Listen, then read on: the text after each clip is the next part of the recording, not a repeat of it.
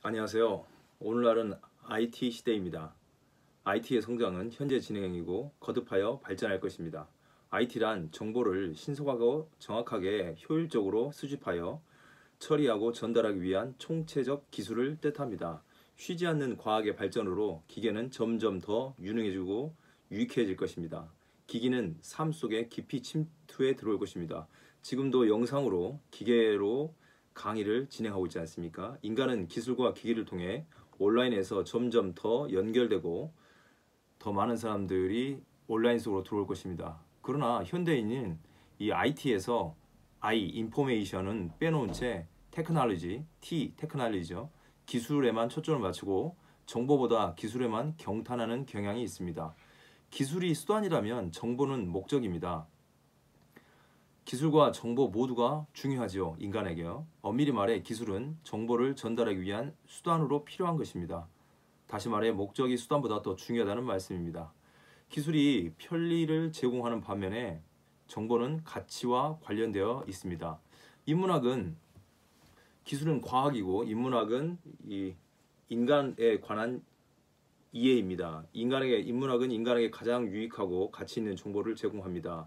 언어와 삶의 방식의 차이는 인간의 경험을 다양하게 만듭니다. 한국인의 경험과 미국인의 경험이 문화가 다르기 때문에 다른 것처럼요.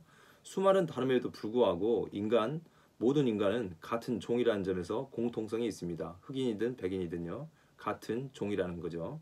과거와 현재 그리고 미래의 인간의 생활 방식의 차이가 과거 사람을 덜 인간으로 만들거나 현재와 미래의 사람을 더 인간으로 만드는 것은 아닙니다.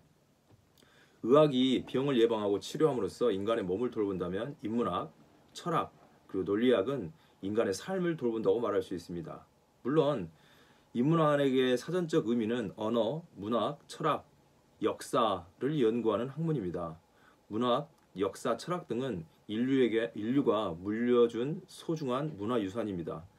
다시 말씀드리면요. 문학, 철학, 역사 이런 인문학은 인류의 조상이 우리에게 물려준 가장 소중한 문화유산이라고 말할 수 있습니다. 인류는 인간의 총체를 의미합니다. 인류의 문화유산을 탐구한다는 것, 즉 공부한다는 것은 인간을 연구하는 것과 유기적입니다. 인간을 연구한다는 것을 나를 연구하는 거죠. 나를 연구할 때는 지금 언어를 하고 있지 않습니까? 언어를 분석하는 겁니다. 그 언어가 올바른지 그른지를 생각해보고 올바른 것은 더 올바르게, 그른 것은 올바르게 다시 재구성하는 겁니다. 인류와 인간에 대한 탐색은 돌아봄과 직시함 그리고 내다봄을 위함입니다. 다시 한번요. 인류와 인간에 대한 탐색, 곧 나에 대한 탐색은 내 과거를 돌아봄, 그 현재를 직시함, 그리고 내 미래를 내다봄입니다. 내다보기 위함입니다. 돌아봄은 인류의 공헌과 폐해에 대한 숙고와 반성이라고 할 수 있습니다. 내 자신에 대한 반성이라고 말할 수도 있겠죠. 직시함은 과거의 유산에 대한 성찰을 바탕으로 현재를 비판적으로 들여다보는 겁니다. 지금의 현실 사회를 비판적으로 들여다보는 거고 나의 삶을 들여다보는 겁니다. 내다봄은 지금에 만족하거나 안주하지 않고 혁신과 변화를 바라봄을 의미합니다. 인문학, 그리고 논리학, 철학은 일상에서 만나기 쉽지 않은 동서고금의 현자들과 글들로의 여행입니다. 동양과 서양의 지혜자들은 삶의 재미도 이야기했지만 재미와 함께 인생의 의미를 이야기했다고 볼 수 있습니다. 그래서 철학자들 내지는 지혜자들의 이야기를 경청하고 그 경청한 말씀을 실천하는 것은 인간의 삶에, 특히 내 삶에 매우 유익합니다. 이 지혜자들, 철학자들의 글은 히브리어로, 그리스어로, 라틴어로, 독일어로, 프랑스어로, 또 영어로, 한자로, 또 우리 한글로 기록되어 있습니다. 우리가 히브리어, 그리스어, 라틴어, 독일어, 프랑스어를, 영어를 통해서 이해하기보다 한글로 이해하는 것이 훨씬 더 신속하고 시간을 절약하는 것이라고 말할 수 있을 것입니다. 여러 기호와 언어로 기록된 고전들이 인류에 많이 있습니다. 여러 기호와 언어로 기록된 책들은 대우주 속에서 살아가는 소우주, 저희가 소우주죠. 소우주인 인간을 이해하려는 인류의 가장 위대한 발명품입니다. 여러 가지 발명품들이 있겠지만 인류가 남겨진 동서양의 책들은 인간을 이해하기 위해 인류가 남겨준 가장 위대한 발명품이자 선물이라고 말할 수 있습니다. 세상에는 많은 교육기관이 있습니다. 학교는 공부하는 방법을 가르쳐줍니다. 피아노 학원은 피아노를 연주하는 방법을 가르쳐줍니다. 당연히 미술학원은 미술, 그림 그리는 것을 그림 그리는 방법을 가르쳐주고 태권도 학원은 태권도 하는 방법을 가르쳐줍니다. 그런데 정작 가장 중요한 인생, 나의 삶에 대해서는 가르쳐주는 학원이 없다는 것이 문제입니다. 인생이 가장 중요한데 인생을 가르쳐주는 학원이 그리 많지가 않습니다. 인문학은 인생을 가르쳐주고 철학도 인생을 가르쳐주고 논리학은 인생의 옳고 그름에 대해서 반성하게 만들어줍니다. 인생을 사는 방법은 어디서 누가 가르쳐주고 있습니까? 인간이라는 세상, 인간이 세상이라는 무대 위에서 어떻게 살아야 하는지를 물어볼 곳이 그리 많지 않다는 것입니다. 종교에 가서 물어봐야 되겠습니까? 아니면 태권도 학원 가서 물어봐야겠습니까? 운전면허 학원 가서 물어봐야겠습니까? 잘 사는 방법은 그리 많은 사람들이 가르쳐주지 않고 있습니다. 한 가수는 이렇게 노래합니다. 그때의 머리 위로 뛰어다니는 것처럼 보이는 사람도 너처럼 아무것도 모른다고 장기하 가수가 그냥 네 갈 길 가라고 이야기합니다. 그러면 그냥 내 갈 길을 가다 보면 내 길이 되는 겁니까? 가수는 그렇게 가르쳐줍니다. 그런데 그렇게 막연하게 가다가는 운이 좋으면 내 길이 되겠지만 그렇게 되지 않을 수도 있습니다. 운에 인생을 맡길 수는 없는 거죠. 옛 현자들과 특히 4대 성인이라고 불리는 예수, 소크라테스, 공자, 석가모니 이런 분들은 오늘날처럼 IT 시대를 살지 않았고 디지털 문화를 상상도 못했을 것입니다. 그러면 우리가 더 그들보다 뛰어납니까? 그렇지 않죠. 현대인은 온라인에서 점점 더 연결되고 있지만 현자들의 삶의 방식을 접하거나 이 4명의 현자들의 말을 접하거나 듣지 못해 그 가치와 중요성을 깨닫지 못하는 경우가 있습니다.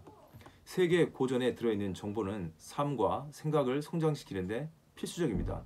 다시 말씀드리면 인문학과 철학과 논리학은 우리의 생각과 삶을 성장시키는데 굉장히 필수적입니다. 현재는 과거 사회와 단절된 것이 아니고 연결되어 있습니다. 지금 여러분과 제가 인터넷으로 연결되어 있는 것처럼요.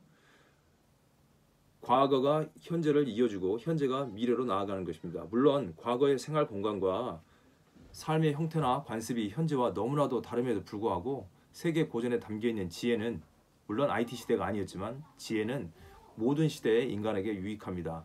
인간이 어떻게 살아야 될지에서 가르쳐주기 때문에 그렇습니다. 이 특별히 형식 논리학, 사고의 기본 원리, 논리학에서 말하는 그리고 철학에서 말하는 지혜, 그리고 인문학에서 말하는 서양 철학에서 말하는 인문학, 통틀어서 인문학이라고 말할 수 있겠죠. 이런 논리학과 철학은 인간 삶에 매우 유익합니다. 어떻게 유익하냐면 옳고 그른 것을 판별해 주기 때문에 그렇습니다. 그 판별을 타인이 해주는 게 아니고요. 자신이 하기 때문에 제 삶에 인간의 삶에 유익하다는 것입니다. 형식 논리와 사고의 기본 원리가 있습니다. 논리학의 정의는 논리학을 사고의 법칙과 원리를 탐구하는 학문이라는 정의는 고전적인 것입니다.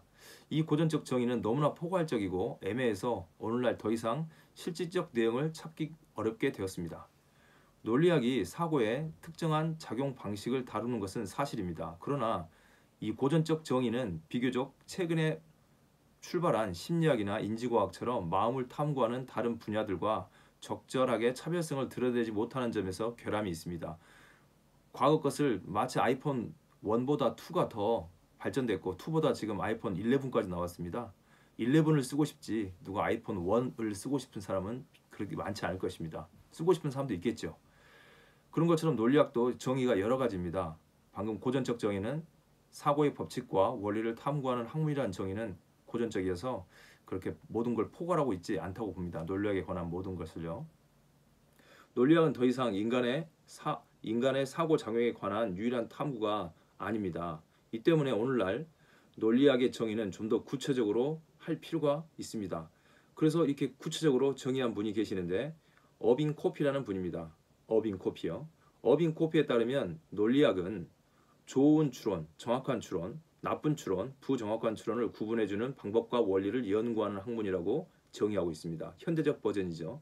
논리학에 대한 현대적 정의의 버전입니다. 다시 한번요. 어윈 코피는 논리학을 좋은 추론과 나쁜 추론을 구분해주는 방법과 원리를 연구하는 학문이라고 좀 더 구체적으로 정의하고 있습니다. 저희가 이제 논리학이라고 말할 때는 좋은 추론과 나쁜 추론을 구분해주는 방법과 원리를 연구하는 학문이라는 정의를 이제 두고 이 논리학을 생각해 볼 것입니다.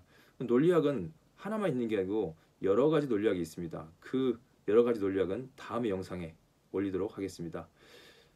시청해주셔서 감사합니다. 다음 영상에서 더 건강하고 행복한 모습으로 만나 뵙겠습니다. 감사합니다.